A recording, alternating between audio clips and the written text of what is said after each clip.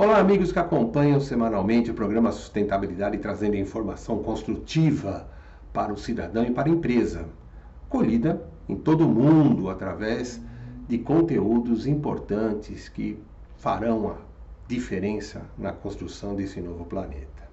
E hoje, um amigo que me parece que é um amigo de muito tempo, mas ele é de pouco tempo, mas está no coração da gente já sedimentado, que é o Diógenes Carvalho de Lima, que é diretor comercial da Novitá Alimentação Empresarial, ou seja, ele fornece alimentos para as empresas e tem que entender a dinâmica de como essas empresas funcionam, porque, na verdade, ele está levando comida para essa gente e tem que fazer isso com amor, com dignidade.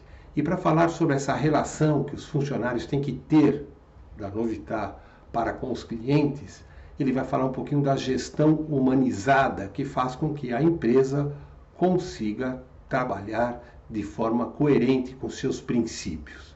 Diógenes, muito grato por nos receber.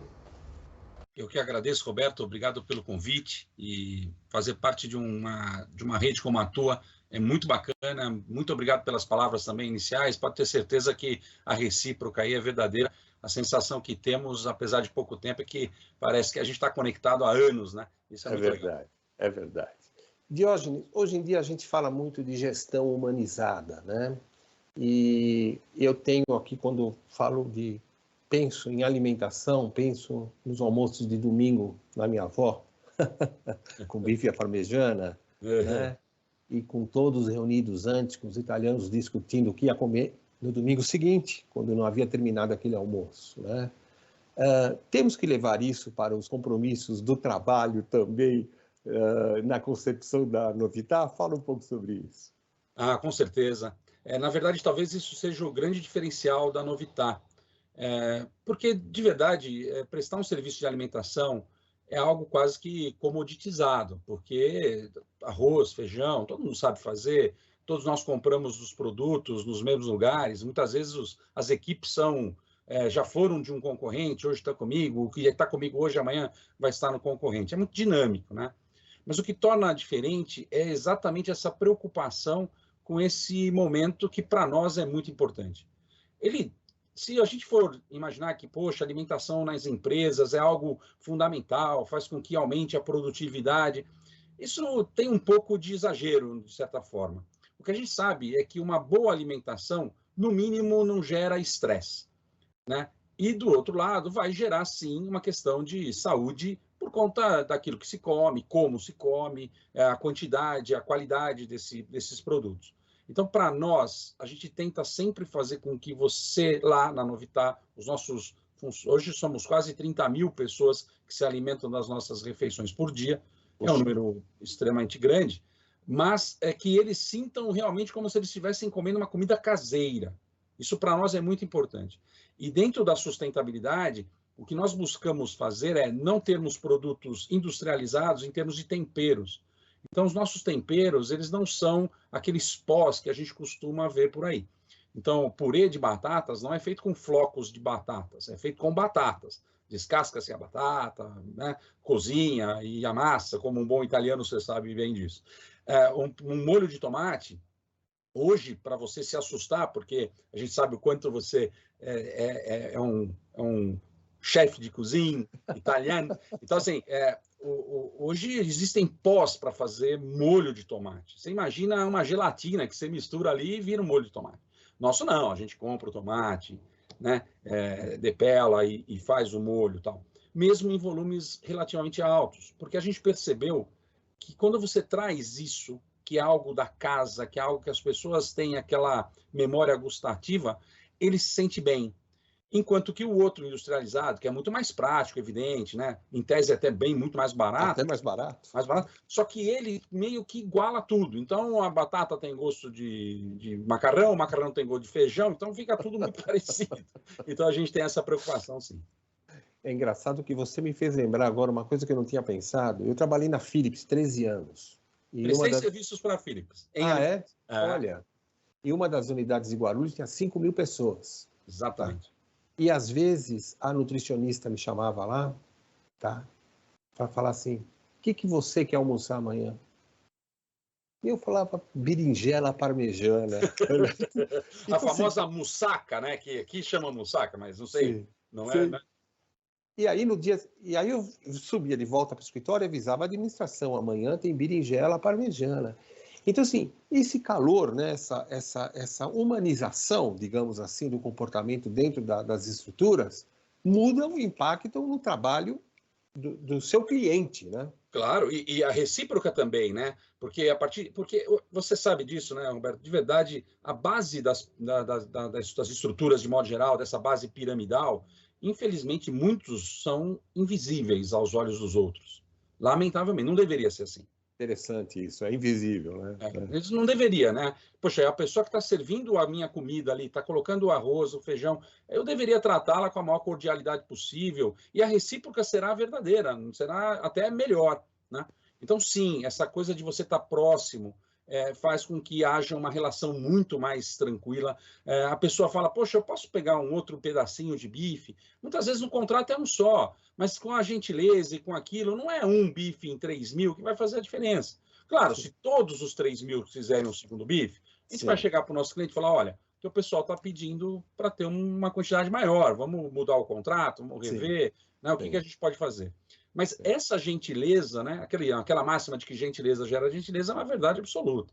Né? É verdade. Isso tem a ver, é assim que você caracteriza, então, eu li aquele seu artigo sobre gestão humanizada, né? Fala um pouquinho sobre isso, né? Porque, a princípio, como a gente conversou outro dia, né? Gestão humanizada, todo ser humano que a gente saiba é humano, né? Ainda é. Né? Ainda é, salvo, às vezes, quer inventar algumas... Exatamente. Mas, assim, o que quer dizer gestão humanizada, então?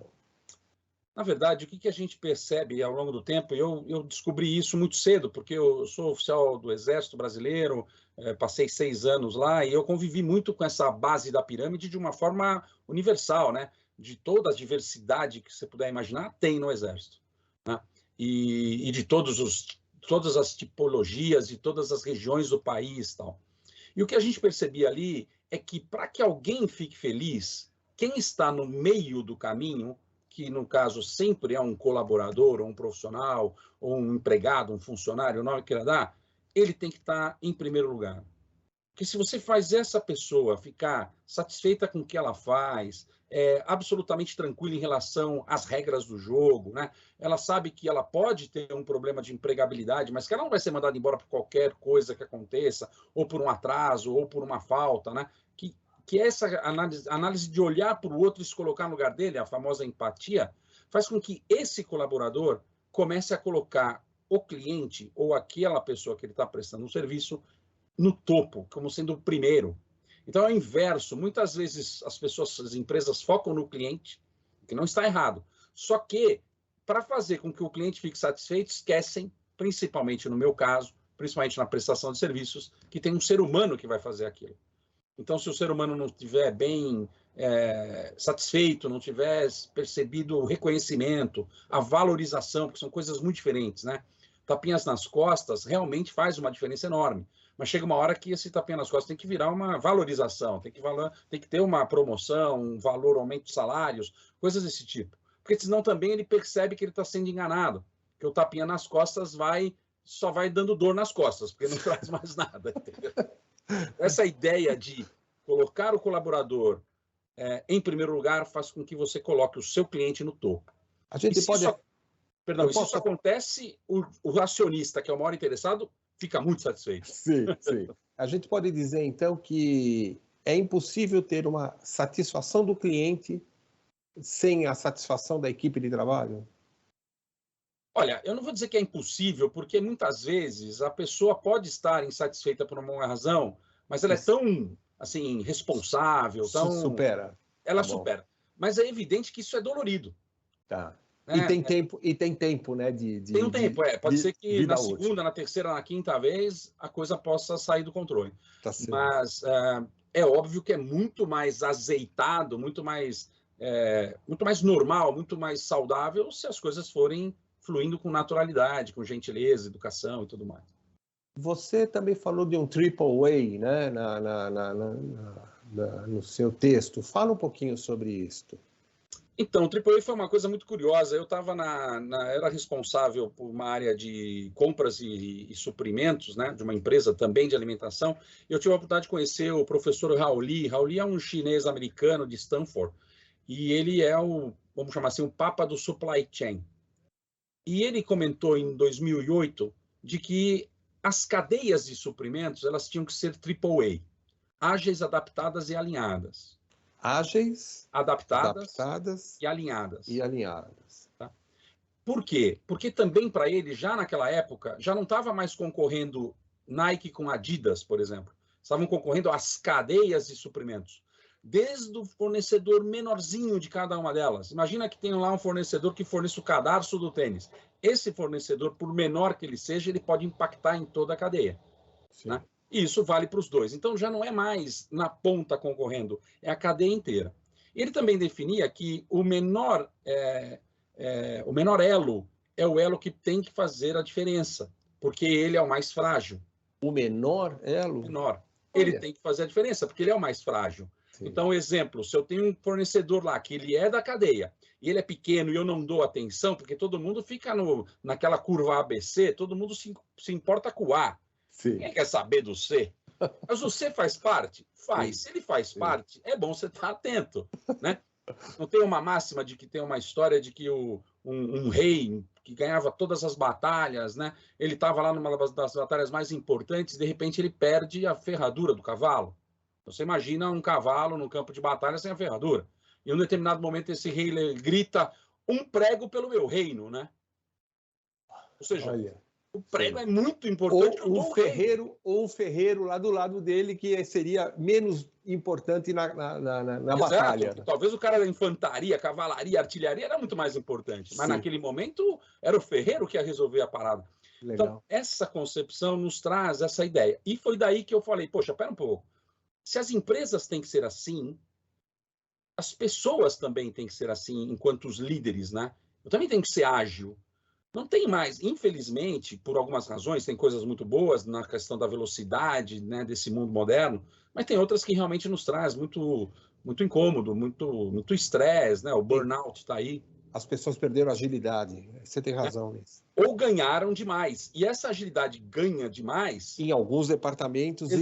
Exatamente, isso também tem um outro ponto, porque às vezes atividade não é a mesma coisa que ativismo, né? São coisas diferentes. Eu posso ser ágil, mas estou correndo atrás do rabo, né? Então não está acontecendo muita coisa. Então, agilidade é algo importante, e isso ajuda também na tomada de decisão, em várias coisas. Ser adaptado é porque, bom, Heráclito já dizia 500 anos antes de Cristo, né, que a única constante é a mudança, né? Uhum. Como então, é que é? Fala de novo. Heráclito de Éfeso, ele falou que a única constante é a mudança. Certo? Então, assim, se é verdade, e eu acredito nisso, eu tenho que me adaptar a todo instante. Isso não se diz que você tem que ser uma pessoa volúvel, absolutamente. Você tem os seus valores, seus princípios, e claro, se a empresa mudou para a direita e você não quer dessa forma, você tem a oportunidade de buscar outro local para trabalhar. Sim. Mas a adaptação é importantíssima. É engraçado que você, quando falou da curva ABC e do prego que faltou na ferradura do cavalo do comandante na batalha, me fez lembrar que, na verdade, você usou um raciocínio muito familiar, ou seja, a mãe protege, o C no caso, a mãe protege o filhote mais frágil, né? É engraçado isso daí, né? E interessante que você me fez pensar numa coisa, vamos dizer, amorosa com relação ao teu fornecedor, ao stakeholder, né? Quer dizer, olha, você é menor, mas você sabe que há muitos anos atrás, eu abri um negócio comercial que chamava Sem Açúcar com Sabor. Era um negócio diet, quando existia pouca coisa diet. Meu filho tinha adquirido uma diabetes e eu comecei a estudar esse cenário, né? E não tinha quase nada.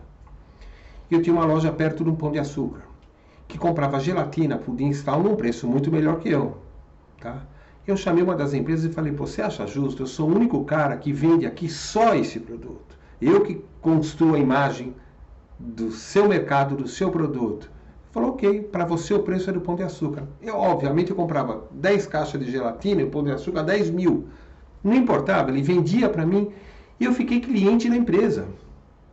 Isso é algo que muitas vezes o fornecedor não pensa, mas mais do que o fornecedor não pensar, o que mais me incomoda é quando o comprador não pensa. Eu fui diretor de compras. Sim, verdade. E eu lembro que quando eu cheguei na área de compras, eu era diretor comercial, na mesma empresa me colocaram como diretor de compras, dizendo que para mim era só mudar o laudo do balcão. Não é bem assim, né? Mais ou menos, né? Mais ou menos. Uma parte é verdade, né? Negociação, fazer negócios, tudo faz sentido. Mas não é bem assim. Só que é muito curioso, quando eu cheguei no departamento, já era algo que me incomodava, mas não era a minha área, então tudo bem. Mas quando eu cheguei no departamento, tinha lá o seguinte, a gente só atende fornecedores de terça das 14 às 17 e de quinta das 14 às 17. Primeira coisa que eu fui lá, tirei aquela plaquinha. Eu quero vocês atendendo o fornecedor o tempo todo. Porque uma empresa só tem possibilidade de conhecer o mercado por 2 únicos caminhos, de forma, óbvio, organizada. Claro, você pode fazer pesquisas, contratar marketing, tudo isso é verdade. Mas, de forma geral, aquela que te traz um relacionamento mais próximo é com o comercial, porque ele está no mercado, então ele conhece o cliente, sabe que o cliente está vendo dos concorrentes e tudo mais. Mas o fornecedor também te conta. Né? Quantas soluções o meu fornecedor me deu de redução de custos por conta de que tinha coisas que ele fazia, não era confidencial, não tinha acordo de confidencialidade, não tinha nada, mas que ele estava fazendo com o concorrente do lado. Eu falo, poxa, por que eu não faço isso? Deixa eu entender, me conta. E muitas vezes a gente tinha reduções de custos, né? Porque também é outro ponto, reduzir custos, as pessoas acham que é reduzir o valor de face da nota. Isso é uma forma de reduzir custos, mas existem custos totais ali, que são, muitas vezes eles não aparecem, né? Como o custo de estocagem, o custo de transporte, e aí vai. Então, é muito interessante essa coisa de você querer fazer negócios, mas com o viés de quem só quer ganhar. E isso acontece na própria relação humana, do chefe, né, do líder com o colaborador, porque se você só quer ganhar, em um determinado momento, esse colaborador vai perceber isso, por mais ingênuo que ele seja. E uma frase que tem no futebol, do qual eu sei que você também gosta, né? Assim, não tem mais bobo. Não tem mais bobo.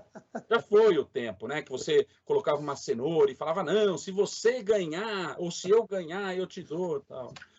Então, é bem complicado. Eu, conversando com um amigo um dia desse sobre isso, disse que, ele contando que ele, né, brincando, que ele, uma piada que ele fez, ele chegando no estacionamento da empresa, ele chegando lá com o carro dele, né, um carro comum, um carro popular, e aí ele viu o chefe, né, o dono da empresa, chegando com uma Maserati, uma coisa assim, um carro de quase R$1 milhão, né? E aí ele foi, né, todo assim, poxa, chefe, que maravilha, pô, o senhor, fico feliz, né, eu estou aqui há tantos anos e o senhor cada vez está crescendo e tal. Aí o chefe falou, então, se o ano que vem você me ajudar a bater as metas, a gente duplicar o faturamento, a gente conseguir ganhar mais dinheiro, reduzir custos, tal, eu vou conseguir trocar o meu carro. Então, fica difícil pedir produtividade nesse cenário. Né? Claro, você não precisa querer dar uma Maserati para todos os seus colaboradores, mas, poxa, né, tenha um outro discurso, pelo menos. Né? É muito engraçado louco. Que você tá fazendo com que eu fique imaginando vários cenários, né? Quer dizer, que como às vezes pequenas ações individualizadas potencializam a relação entre cliente e fornecedor, né? Também há um bom tempo atrás eu prestava serviços para o Shopping Iguatemi, para a rede Iguatemi, na área de belíssima empresa, por você. Sinal, putz, e de madrugada, porque estava ligado a obras e tal. E eu via aqueles guardas, na época que o shopping não tinha sequer porta na frente, era aberto. Tempo de São Paulo, né? Sim, um pouquinho mais... Teve época assim, as pessoas não sabem, mas sim, teve. Sim. Até que uma madrugada entrou um assaltante lá, e eles resolveram fazer uma porta pantográfica, mas antes nem tinha isso. E eu via aqueles guardas de pé, no inverno, parados lá na frente. E eu tinha que tomar café, às vezes, porque eu estava checando a obra. Eu pegava e levava um café para o guarda. Né? Rapaz, quando chegava no dia seguinte, às vezes, aí durante o dia, para conversar com a direção da empresa, a ascensorista sabia que eu tinha dado um café para o guarda. Seu Roberto, bom dia, como está o senhor? Eu falava, e pior, que a gente tem uma impressão negativista das coisas, você fala, esse cara está querendo alguma coisa de mim. Essa é normal. Esse cara, não sei não. Oh, não sei o que era bom. Final das contas, eram as pequenas ações com aqueles, sim, com aqueles agentes que não tinham o menor interesse e nem precisava do cara. Né? E eu não estou falando isso para parecer para a audiência que eu sou bacana. Estou contando uma experiência e dizendo o seguinte, se a gente não levar as coisas nesse cenário, né, de construtivo... É os invisíveis, né? Eu tive um chefe, logo quando eu saí do Exército e fui para a iniciativa privada, isso foi em 91, ele disse uma coisa para mim que era impressionante, né, para dar uma dimensão. Falou, Jorge, no serviço, nós recebemos 70% do que é justo. Isso todos nós. Não tenha dúvida, se você pegar uma empresa... Você trabalhou na Philips, é uma empresa que eu prestei muito serviço, tenho muitos amigos na Philips. A Philips era uma empresa que, por ser o que era, tinha um salário maravilhoso.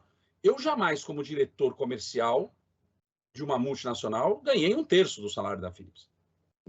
Só para começar por aí. Então, essas coisas são muito diferentes. E quem presta serviços, o tais do terceiro, eu estou há 30 anos nisso, Roberto, eu não sei quem é o segundo ainda. O primeiro eu sei quem é o meu cliente. Agora eu sou o terceiro, é o segundo, né? Então, é complexa essa coisa. Então, o que a gente percebe é que ele falava, eu recebo 70% do que eu deveria, mas eu trabalho 140%.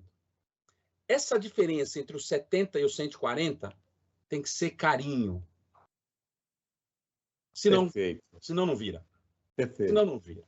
Puxa, adorei o que você falou. Me diz uma coisa, como a gente está chegando no final, né? Quando você fala do AAA, né, que é adaptação, agilidade e que mais mesmo? Alinhamento. Eles têm proporcionalidade nisso? Ou tem que começar com um lado, tal? Como é que você entende? Não. Assim, o ideal é que a pessoa atinja, vamos chamar assim, né, se a gente puder falar, a maturidade em todos esses 3 níveis, né, todas essas 3 áreas. Mas não tem por onde começar. Talvez tenha o mais fácil de começar, né? O se adaptar não é fácil, porque toda vez que tem uma mudança, tira você da zona de conforto, né? É sempre incômodo, e é natural que seja, e está tudo certo, não tem nenhum problema, né? E tem gente também que gosta da zona de conforto e que tudo bem, se está bem para ele, não tem que ficar aqui tirando as pessoas da zona de conforto. Sim. Certo? Sei lá, tem caras que você tira da zona de conforto e ele tem um problema. Vou dar um exemplo clássico de um ícone brasileiro. Ayrton Senna foi tirado da zona de conforto, entre aspas, quando ele saiu da McLaren e foi para a Williams. Sim. E em 5 corridas ele não conseguiu realizar absolutamente nada daquilo que ele era, um fenômeno. E estava a pé da vida com aquilo. E estava muito aborrecido com aquilo. Então tirou ele, sim, da zona de conforto. Então a zona de conforto não é esse lugar tão ruim aí que todo mundo coloca. Vai depender daquilo que você é capaz de produzir. Se você está estagnado, é uma zona de conforto ruim. Mas você está produzindo o seu máximo, poxa, que bom que você está na zona de conforto. Né? Eu tenho uma visão um pouco diferente dessas máximas que se colocam no mercado. Então, adaptação é mais difícil mesmo. Alinhamento talvez seja o mais fácil. Por quê? Alinhamento eu quero ou eu não quero, é meio binário. E tem que lembrar que cada escolha requer uma renúncia. Poxa, eu não quero continuar nessa empresa, por isso. Vou dar um exemplo da minha esposa. A minha esposa trabalhou durante 22 anos numa empresa seguradora e ela trabalhou sempre na área de recursos humanos, mas ela disse sempre, eu não quero a área de treinamento. Ela chegou a dar 2 negativos. Eu falei, na terceira vão te mandar embora. E não deu 2. Fizeram o convite e mandaram embora. Ela não aceitou. Então, mas era uma escolha que ela sabia que teria uma renúncia. E tudo bem, e vida que segue. Mas você tem que estar... Então, eu acho que o mais difícil de todos é a adaptação. Ser ágil é algo de comportamento e atitude. Não é fácil, mas é possível. Agora, a adaptação é algo muito... Porque tem valores envolvidos. Tudo vai depender muito do tamanho da encrenca que você tem que se ajustar, né? Eu, por exemplo, uso um terno 58, né? Se você falar para mim que eu tenho que vestir um 52, vai ser um problema super grande de adaptação. Então, aí eu parei agora para pensar o seguinte, agilidade dá para fazer um curso disso? Sim, existe. Existe agilidade para você ganhar tempo, né? Ou seja, melhor administrar o seu tempo, foco, processos de tomada de decisão, que isso ajuda muito.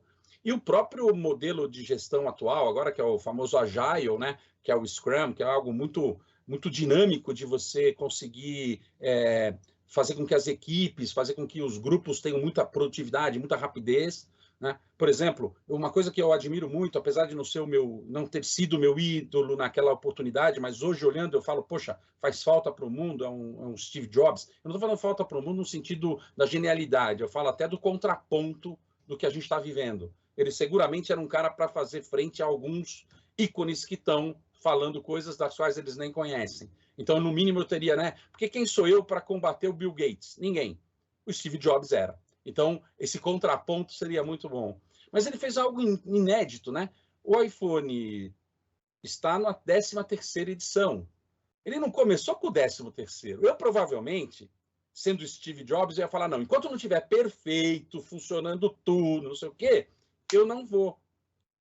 Percebe que no caso da Microsoft, que é uma empresa sensacional também, tem o Windows está no 11 agora, mas o Windows era para estar no 25 se fosse nessa pegada. Percebe que isso é ser ágil, ou seja, não está bom, não está perfeito, mas solta, e vamos corrigindo, e vamos chegar uma hora faz. Ou seja, o ótimo é inimigo do bom, né? Sempre, isso para mim é evidente, e isso ficou claro com o Steve Jobs, né? Para mim ficou muito claro isso.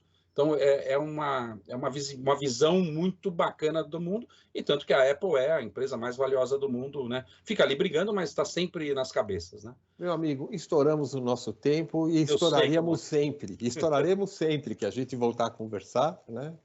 Aquele ravioli está combinado aqui em casa. Só passar esse Covid aí, ele virar uma gripezinha, a gente... Tá virando. Bom, queria agradecer então a sua participação, Diógenes, e deixo aqui o espaço para o seu encerramento. Bom, Roberto, eu que agradeço, acho que é muito bacana a gente poder conversar sobre assuntos importantes, né, e que dá pelo menos uma pílula, né, para as pessoas irem atrás e gostando se aprofundar. São assuntos muito, muito densos, de verdade, mas são, assim, fáceis de degustar, de deglutir, não é algo pesado, de verdade. Ele é importantíssimo, então dá um grau de responsabilidade maior, mas ele é muito saboroso e ele vai conseguindo fazer as pessoas caminharem para esse lado de ser mais leve, de ser AAA, de ser mais humano, de estar mais convivendo com as pessoas de uma forma mais harmoniosa. Então, eu acredito nisso. Bom, nós encerramos mais essa edição do programa Sustentabilidade, falando com Diógenes Carvalho Lima, que é diretor comercial da Novità Alimentação, que trouxe um mundo imenso de informação para que você fique ágil, né, nas suas tomadas de decisão. Tá ok? Um grande abraço e até breve.